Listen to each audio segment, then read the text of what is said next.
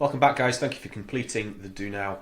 If you've made a note of this in your books and you would like some green pen feedback, then now is the chance. Our question was, how do vibrations in the air turn into sound? And we needed to use these words here: sound, frequencies, ear, brain, and vibrations. If you remember from the last lesson, we'll go over this in some detail. When an object makes vibrations in the air, so that could be a tree, or that could be a voice, or that could be your hand hitting a table or clapping together. All these things create vibrations in the air. Those vibrations travel through the air and are captured by the ear. Now the ear interprets these vibrations as something called frequencies, and every sound has a different frequency. Some we can hear and some we can't.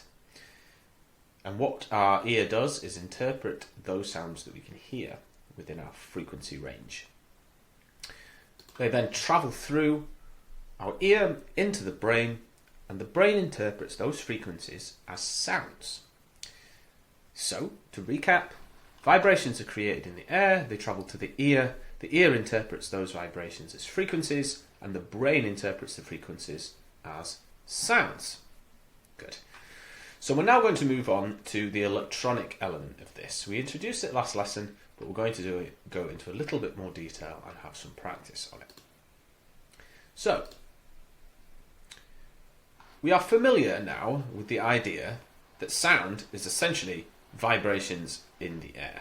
Now, when that is electronic, as in the air vibrations are stored in a computer or through a microphone, the journey that this sound vibration takes is called the signal chain. The signal chain. So the vibrations itself is the signal, and the chain is obviously how the vibrations move. Okay, you may recognize this.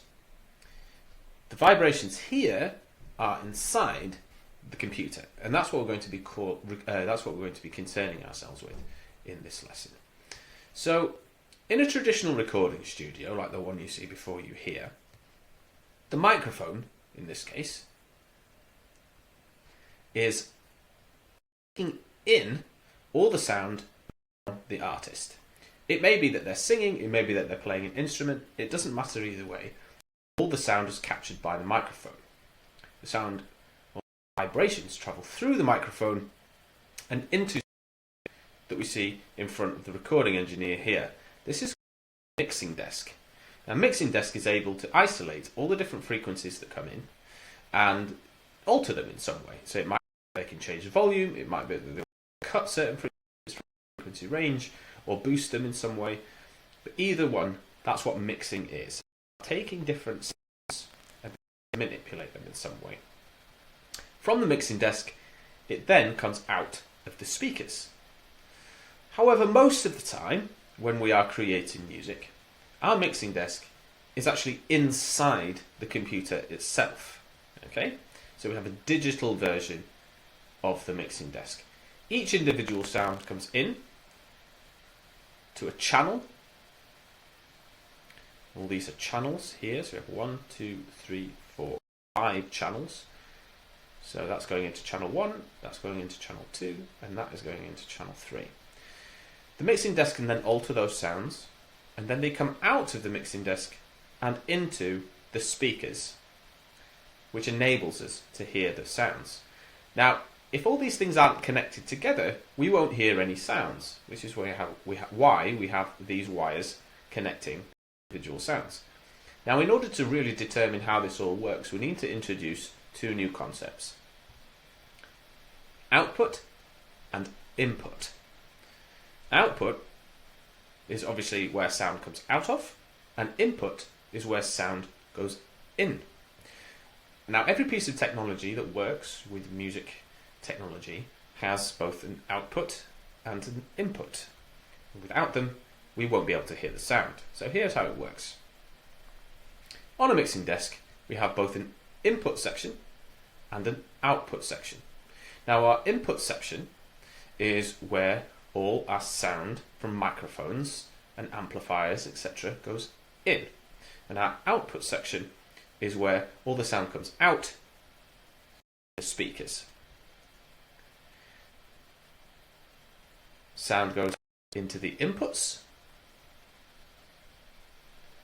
and it comes out of the outputs. Now what's really important to mention here is that as the sound comes out of the mixing desk, it must go in to the speakers. So the speakers have an input as well. On the back of a speaker you will always see a little connection and it will be labelled input, and that is where you put your cable. So sound goes into the inputs and it comes out of the outputs. So what you're going to do, there's a short quiz underneath this video that goes into, asks you some questions and goes into some detail about your understanding of the mixing desk, the recording studio, and inputs and outputs of the signal chain. Once you finish that, please move on to the next video and we'll do some practical modelling on how this process works. Okay, good luck and I'll see you in the next video.